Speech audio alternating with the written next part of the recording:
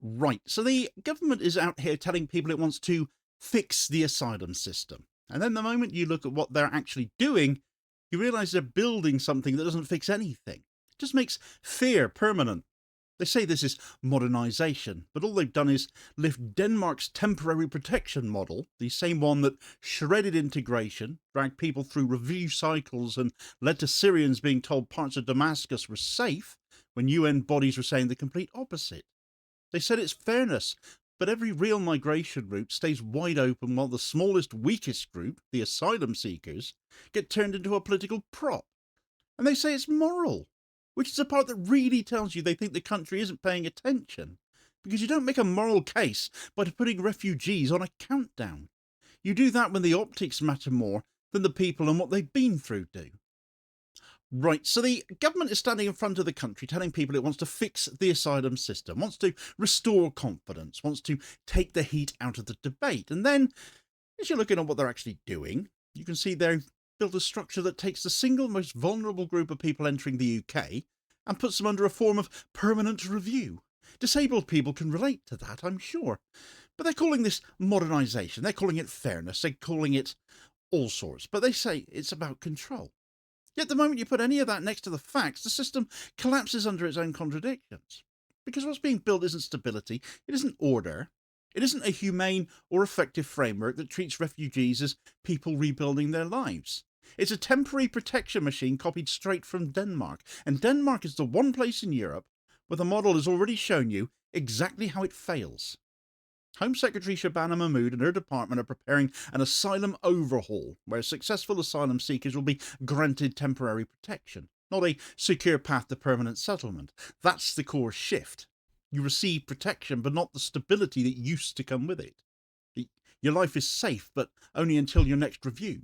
Your ability to rebuild exists, but only as long as the Home Office doesn't decide conditions in your home country have improved, at which point you lose everything you've built here. It's a system built around conditionality instead of belonging. And the reason it lands so hard is because Keir Starmer is on record as having said that he wanted to make the moral case for asylum, wanted Britain to lead with fairness and sanctuary, wanted to show you that you could have control without cruelty. So when you see the temporary protection model being rolled out, you're looking straight at a government walking away from its own words, not drifting, not adjusting, walking away. Keir Starmer lied again. You can see the source they're copying because the government has said it openly. It's taking inspiration from Denmark. And you only need to read a handful of lines from the House of Commons Library briefing or the Migration Policy Institute's analysis to understand what this means. Denmark moved away from permanent refugee protection years ago. Instead of a 5-year residence permit with a path to long-term settlement, it introduced 1- and 2-year temporary permits. Instead of assuming refugees would become part of Danish society, it assumed their stay was temporary and required constant reassessment. Instead of building towards integration, it built toward revocation. And the consequences were predictable. Integration dropped. Anxiety rose. Employers stepped back from hiring these people. Language learning slowed down because you can't focus on Danish grammar when you're wondering if you're about to be sent back to Damascus. And the system clogged up with endless reassessment cycles, which are expensive to the public purse. An additional cost burden created because temporary protection multiplies administrative work rather than reducing it. All of that's documented, all of it's common sense, quite frankly, if you think about it. None of it really ought to be up for dispute. And yet this is the model Britain has decided to copy. So you don't have to guess what happens next because Denmark has already shown us. Denmark revoked protection from Syrians after declaring parts of Damascus safe, even while UNHCR and most international monitoring bodies disagreed. Families were uprooted again. Many ended up in legal limbo. Some were placed into departure centres despite having lived in Denmark for years. And the legal challenges were immediate because the Refugee Convention is clear about non-refoulement, as this is. You cannot return a refugee to a place where they face persecution. It's not optional. It's not up for interpretation. And yet Denmark pressed ahead anyway. That's the model the UK is treating as a template. The Danish system is a proof of concept for what instability looks like when the government decides to make that structural. But the UK version is actually worse. Not only because of the sheer ineptitude of the Starmer regime, but because Britain doesn't have the advantages Denmark had at the same time. You see, Denmark pairs its harsh framework with strong welfare support, specialist language programs, immediate integration schemes, and a far smaller caseload. The UK has a Home Office that can barely run the system it already has. It has a backlog built from years of mismanagement by the Tories before them.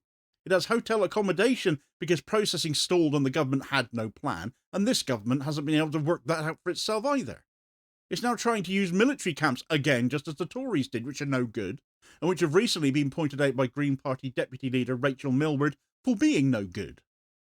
It has an administrative apparatus that routinely produces unlawful decisions struck down by the courts. When you add temporary protection on top of that, you aren't tightening the system, you're adding strain to a structure that already cannot cope.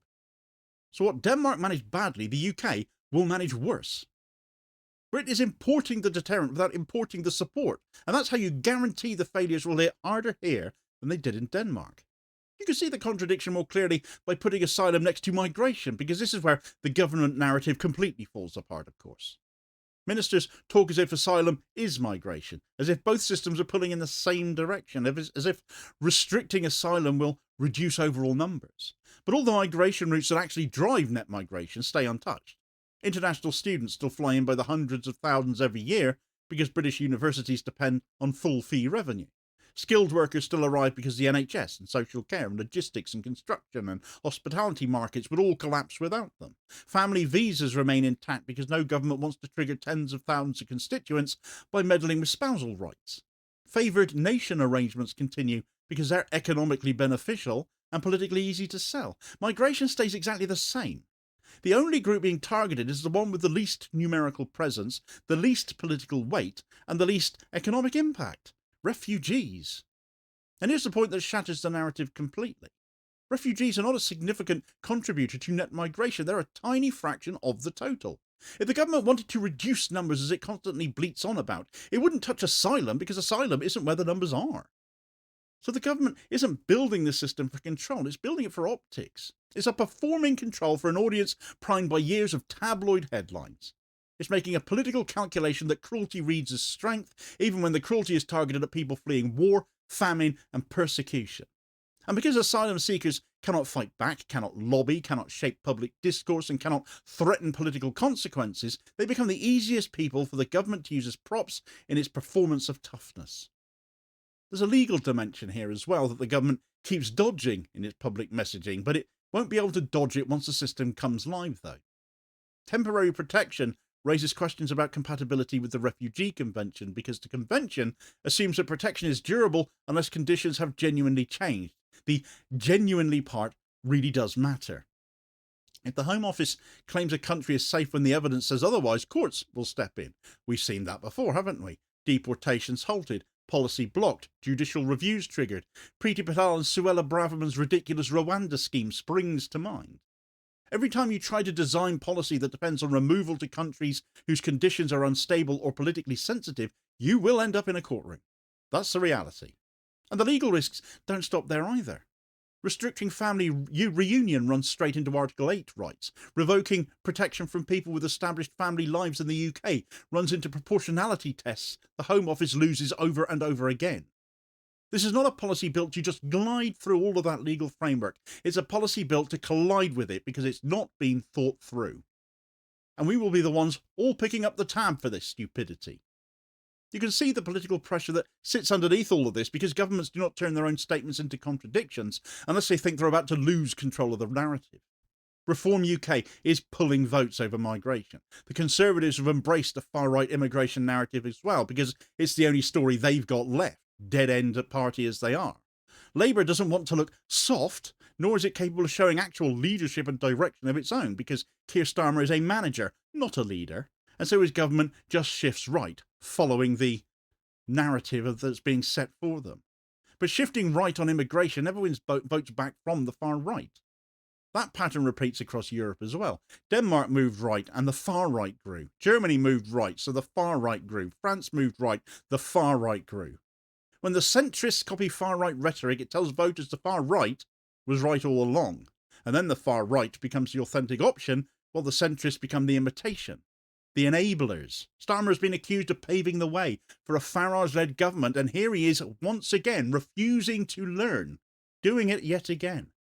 Labour just keeps repeating this same failing pattern. It won't win reform voters by treating refugees as problems. It will only confirm the narrative that the far right is setting. And everything Labour loses from its own base will not be replaced. The human cost of this system is the part the government never talks about, though, because instability isn't a headline that helps the politics. But instability is the key to understanding what temporary protection actually does. A refugee on temporary protection lives on a countdown. They know that in a year or two the Home Office will reassess whether they can stay. That means long-term planning becomes irrational. Education becomes uncertain. Work becomes unstable. Employers know the person may be removed and may prefer to employ someone with more stability. Landlords know the tenancy may not last and prefer a longer-term prospect. Children in school grow up with the understanding that their entire lives can be picked up and moved again. Trauma deepens because trauma needs stability to heal. And this system is designed to remove that stability by default. Psychologists have said this for years. You cannot build recovery on temporary foundations. And the result is predictable. People integrate slower. People work less because employers hesitate. People learn the language slower because they're living under stress. Communities cannot stabilise because they don't know who is staying. Local services struggle because the population churn keeps disrupting schooling and healthcare and community planning. And the Home Office becomes even more overloaded because temporary protection increases the number of decisions the system has to make, not decreasing it. So Labour couldn't come up with a more illogical and stupid system if they tried. You can't create control by creating more instability. You can't solve a backlog by making the backlog permanent. You can't create trust by designing a system that presumes refugees aren't here to stay, even when the facts say otherwise. And you cannot pretend any of this is a moral framework when the simplest fact is still sitting at the centre of the story. The people targeted by this policy are the ones least able to carry the load.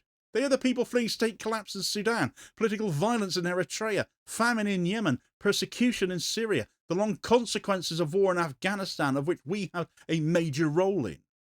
They are the people who had no choice but to flee. They didn't pick the UK because it was a loophole. They picked the UK because it was one of the few places where they believed the word sanctuary still meant something. And the government is now telling them that sanctuary only lasts until their next review.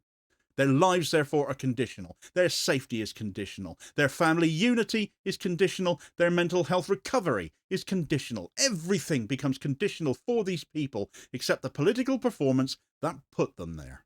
So here's the truth that sits underneath everything else. This isn't reform. It isn't control. It isn't a solution to anything the government says it's addressing.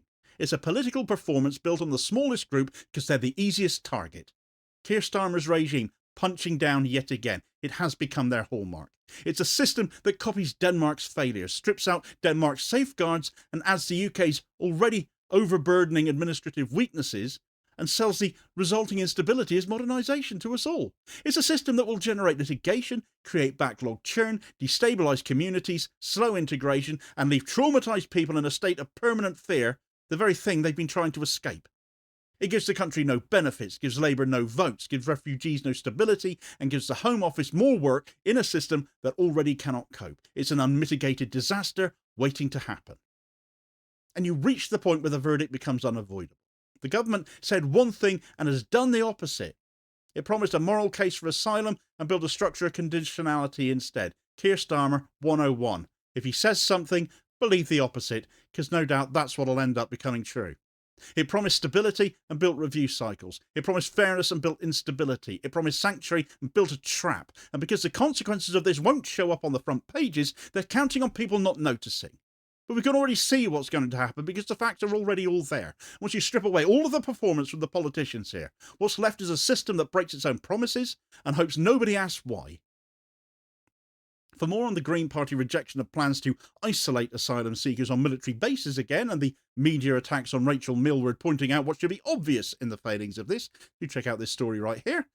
Please do also hit like, share and subscribe if you haven't done so already, so as to ensure you don't miss out on all new daily content, as well as spreading the word and helping support the channel at the same time, which is very much appreciated, holding power to account for ordinary working class people.